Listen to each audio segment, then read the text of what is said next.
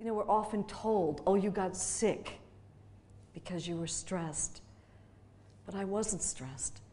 I can honestly say at the age of 39, I felt myself to be at a peak in my life.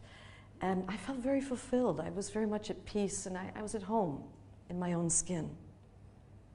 And so you can imagine that it was the last thing I ever expected to have happen, is for my own tummy to start to grow. And there was one day that I was sitting for meditation, and I so much didn't want to believe it could be happening to me, not when supposedly I was doing everything right. Because of course, getting certified in all these fields and also being a therapist also in life, you got to know I was doing work on myself all the time.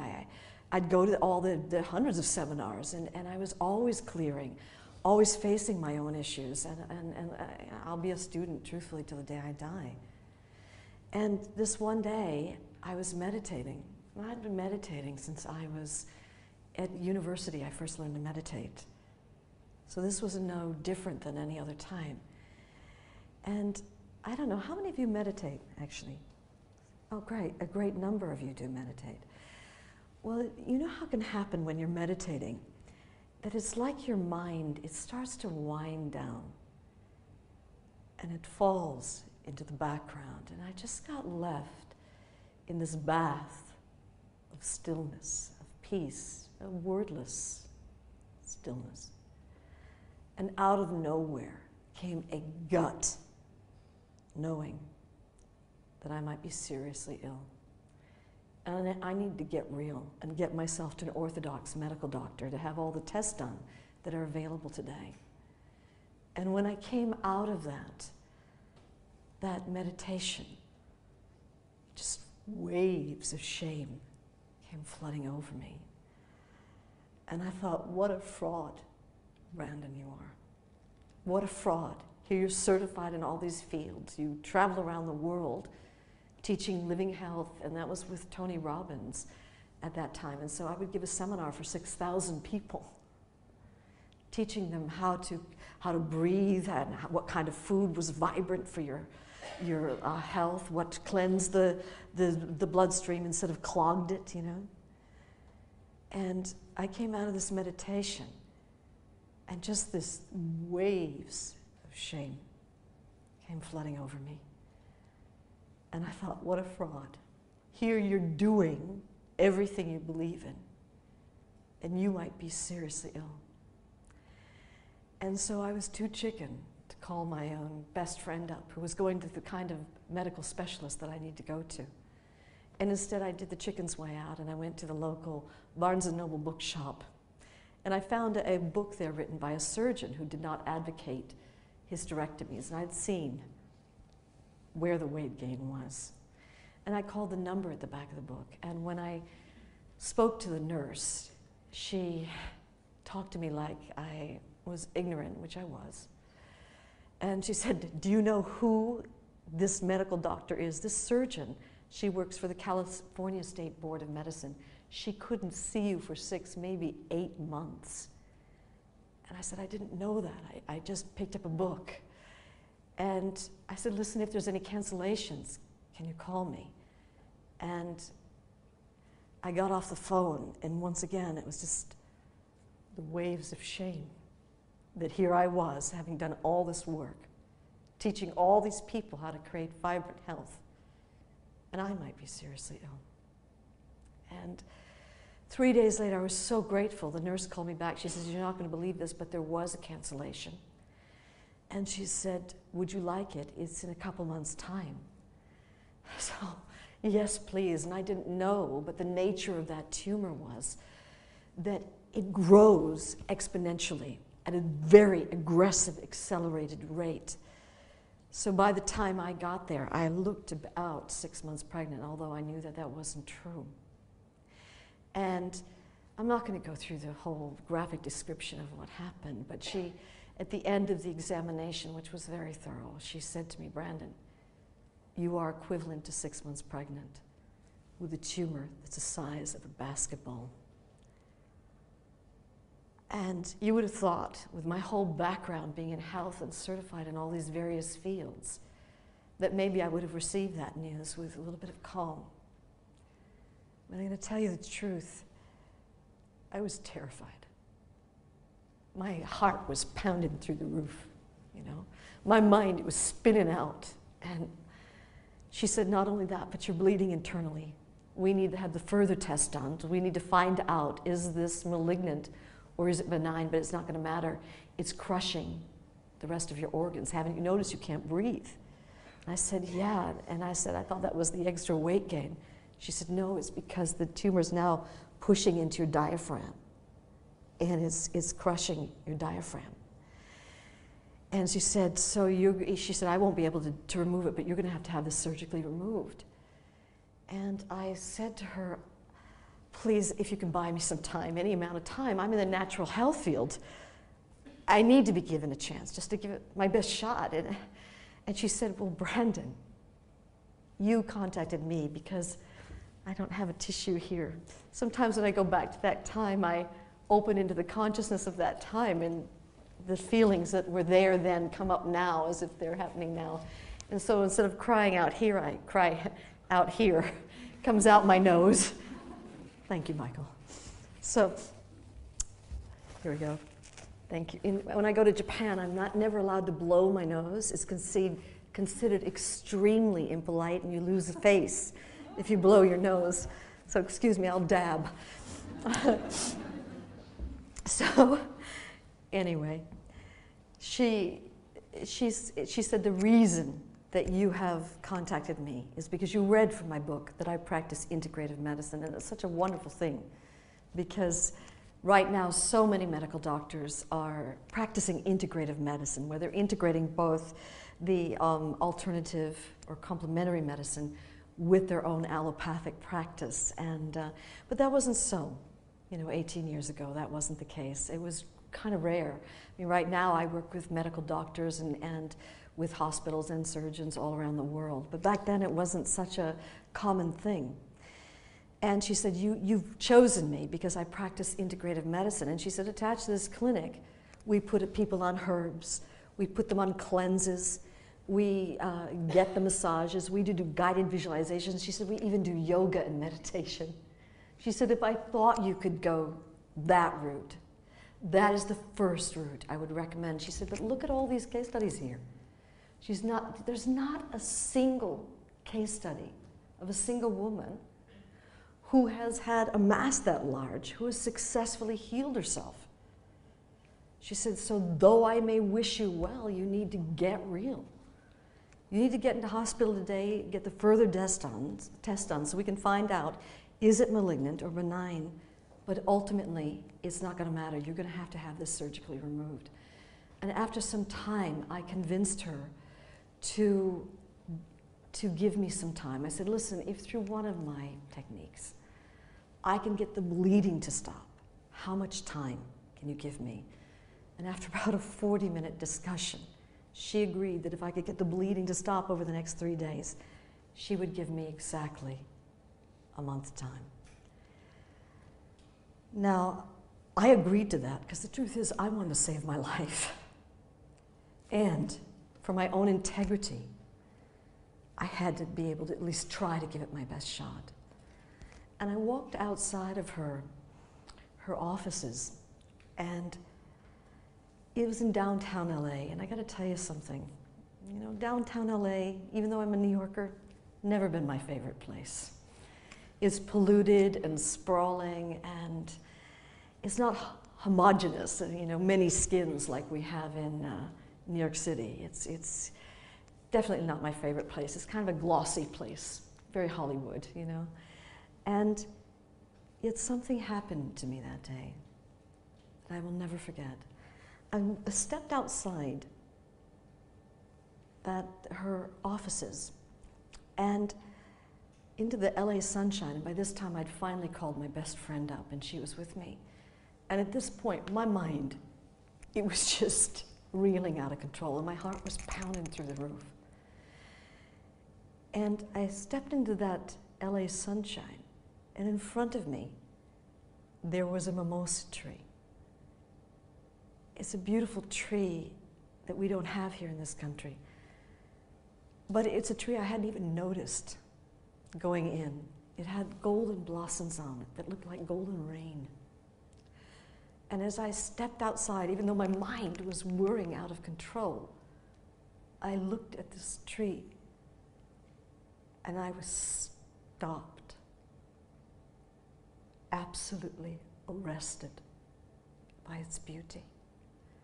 And my racing thinking mind, it just of its own accord, slowly, slowly began to wind down in this timeless moment with a tree.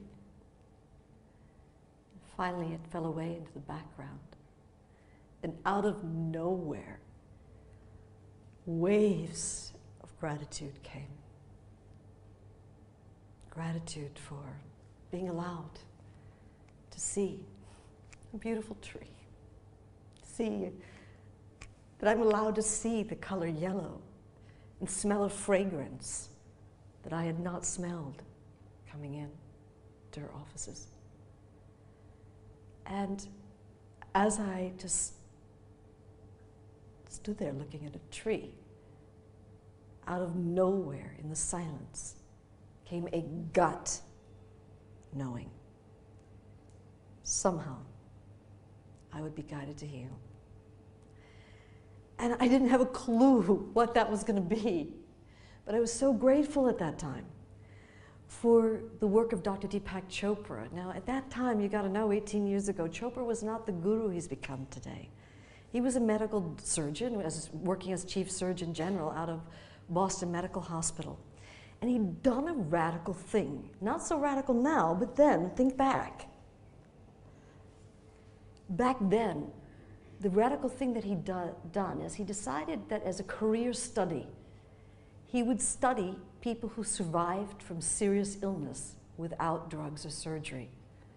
The reason this was so radical at that time is because all of us in the health field, and even today this is so, we're all taught, look at the symptoms that lead to ill health, that ultimately lead to death. All of us were focused on failure. But Chopra said, we know what makes people die. We already know that. I want to know what makes people heal. And so he amassed hundreds and what turned out to be thousands of case studies. And what he found is he could only find two qualities that all these case studies had in common. The successful survivors, through some act of grace or spontaneous event, they actually got access to this that he called the infinite intelligence of the body, the part of you that makes your heart beat and your eyes shine, your hair grow, and your cells replicate. The second thing that they had in common was that through some act of grace or spontaneous event, they actually got access to this that he called the cell memory. And what we know about the cells inside the body is they all cells, you know what, they replicate at varying speeds. So how many of you have ever had a suntan? Now I know because when I go to the continent in the summer, in Italy and Spain, I see you guys there. So I gotta trust most of you have had a tan at some point or another. You're the first ones on the beach. How many of you have ever had a tan? How many of you ever noticed though, actually noticed this, clocked it, that your tan faded after about 3 weeks? How many of you noticed that? That's because it takes 3 weeks for the skin cells to regenerate. Liver cells take 6 weeks. Stomach lining, 3 days. It can be even less than that. And the one that just blows my mind, because if you touch your eyes, they feel like they're firm, don't they? I mean, they feel firm. But do you know that in less than 48 hours, you will have an all-new eyeball? This is impossible for our thinking minds to even conceive of. And the only way I could put it into any context was some years ago, my mom had an eye operation where they slit her eye open, put a lens in, put the flap back, put a patch on, and only a day and a half later she could see clearly. That is how quickly the eye cells replicate. As a matter of fact, in a year's time, there will not be a single molecule in your body that was here today. You are literally all new. But Chopra was asking a question that no one else was asking. He was asking, well, if that's true, why is it that when you look at a liver that's riddled with cancer in January, why would it be riddled with cancer in June? Good question to ask, since we know every 6 weeks it's all new liver. It's a good question to ask, isn't it?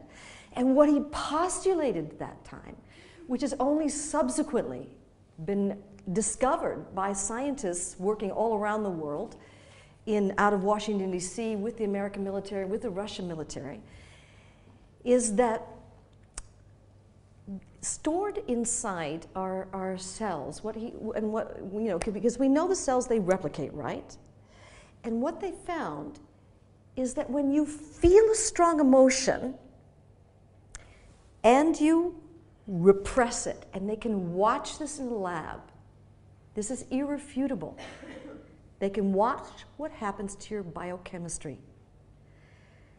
If you feel a strong emotion and you repress it, it releases into our bloodstream a chemistry which will go to certain cell receptors and block them, rendering those cells incapable of communicating with the rest of the cells in the body.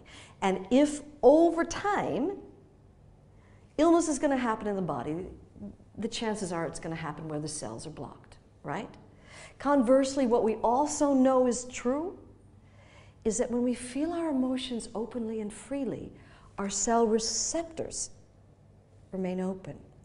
And so what Chopra postulated in that time was stored inside these old degenerative cells were these old emotions, these old cell memories.